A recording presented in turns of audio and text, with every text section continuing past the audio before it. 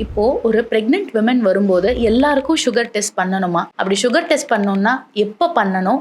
And எப்போ அவங்களுக்கு டயபிட்டீஸ் இன் பிரெக்னன்சின்னு சொல்லிட்டு கண்டுபிடிப்போம்? ப்ரெக்னென்சியில் டயபெட்டிஸ் வருதுங்கிறது ரொம்ப காமனாக இப்போ ஆகிட்டு வருது. ஸோ இதில் 2 விதமாக நம்ம பிரிக்கலாம். ஒன்று ஆல்ரெடி டயபெட்டிக்காக இருக்கிற பேஷண்ட்டு அல்லது டயபெட்டிஸ் இருக்குன்னு தெரியாமல் கன்சீவ் ஆனதுக்கப்புறம் ஃபஸ்ட் டைம் சுகர் டெஸ்ட் எடுக்கிறப்ப சிலருக்கு தெரியும். அது ப்ரீ ஜெஸ்டேஷனல் டயபெட்டிஸ்ன்னு சொல்லுவோம். சில பேஷண்ட்ஸுக்கு ஒரு 20 வீக்ஸ் 24 வீக்ஸ்க்கு அப்புறம் நீங்கள் சுகர் டெஸ்ட் அந்த குளுக்கோஸ் டாலரன்ஸ் டெஸ்ட் பண்ணிங்கன்னா அதில் சில வேல்யூஸ் அப்நார்மலாக காமிக்கும் sugar levels. They are called gestational diabetes அப்படின்னு. ஸோ இது ரெண்டுலேயும் ஒரு சின்ன வித்தியாசம் என்னென்னா, அந்த குழந்தையோட இனிஷியல் ஒரு 12 to 14 வீக்ஸில் தான் அந்த ஆர்கன் டெவலப்மெண்ட் ஃபுல்லாகவே இருக்கும்.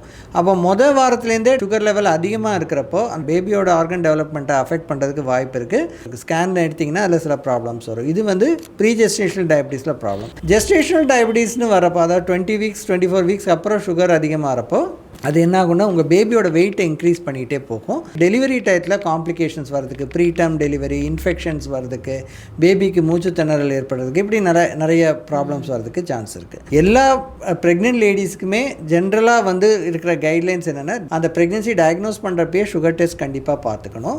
அதில் சுகர் நார்மலாக இருந்தால் கூட சுகர் இனிமேல் வராது அப்படிங்கிறது கிடையாது. அவங்க திரும்ப 20 to 24 வீக்ஸ் நடுவில் ஒரு தடவை சுகர் டெஸ்ட் கண்டிப்பாக எடுத்துக்கணும். ரொம்ப ஒபீஸாக இருக்கிற பேஷண்ட்ஸுக்கு 30 வீக்ஸில் கூட ஒரு தடவை சுகர் பார்த்துக்கிறது நல்லது. ஸோ 3 ட்ரைமஸ்டரில் சுகர்ஸ் கண்டிப்பாக செக் பண்ணிக்கணும்.